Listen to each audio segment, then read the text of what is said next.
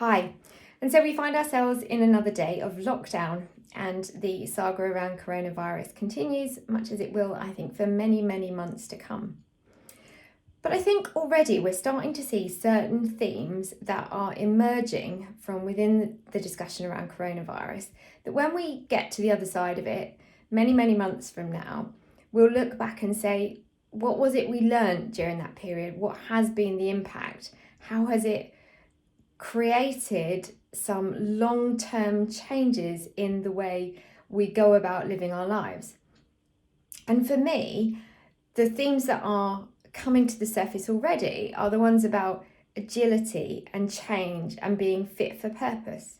So on a commercial level within business, we're seeing companies that have historically only ever felt comfortable having members of staff sat at their desk between 8 and 6, being very visible, doing the work they're doing.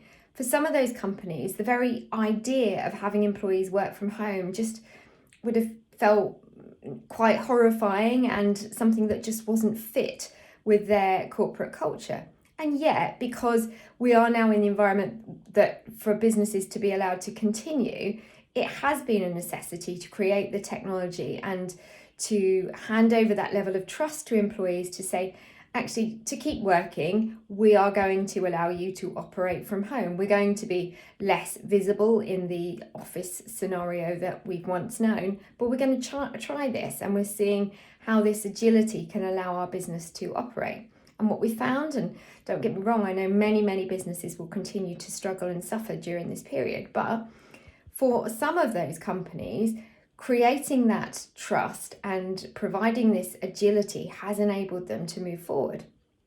And for me, that creates a real synergy around how we treat something like eating disorders, because the frustration I've had for so long is that however much we've learned about eating disorders over recent decades, it's been a lack of agility and a desire to become fit for purpose around our treatment pathways that has meant we have still stayed very much glued to the treatment pathways that we knew 10, 20, even 30 years ago with eating disorders. It's a very staid model, which is just no longer appropriate, or at least doesn't take advantage of the skills, the technology, the resources that could allow us to help more people more swiftly. I think within that answers the question as to why Wednesday's Child wanted to exist in the first place. We did want to fill a gap. We did want to provide a level of resources for people that have found themselves stuck on a waiting list or not yet sick enough, battling with an illness, that there is only a very simplistic approach to treating and understanding.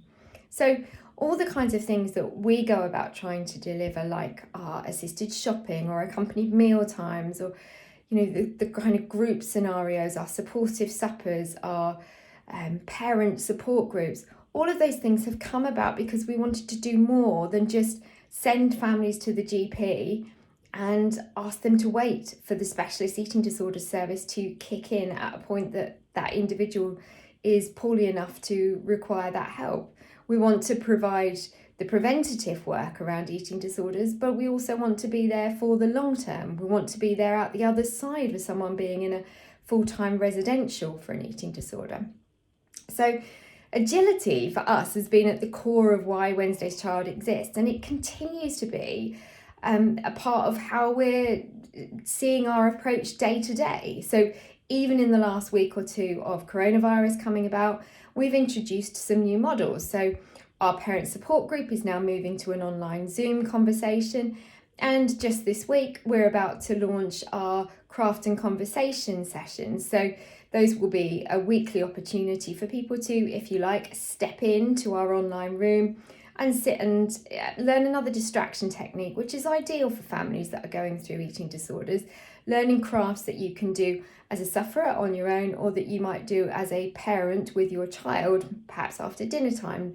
Learning some kind of craft distraction that really focuses the mind and takes away some of the horror and trauma that is immediately associated in the aftermath of meal times for so many people.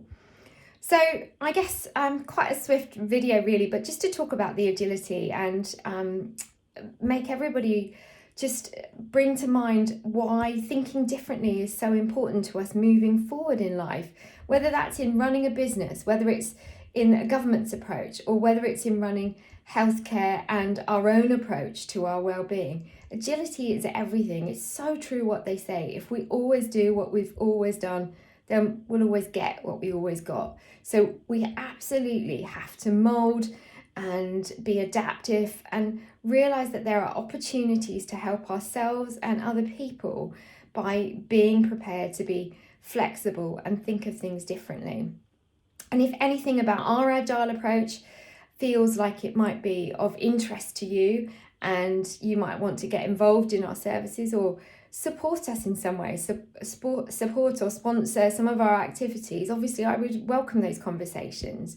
And I really encourage you to take an agile approach to how you are going to manage your illness or the illness that somebody in your family or in your immediate circle is experiencing.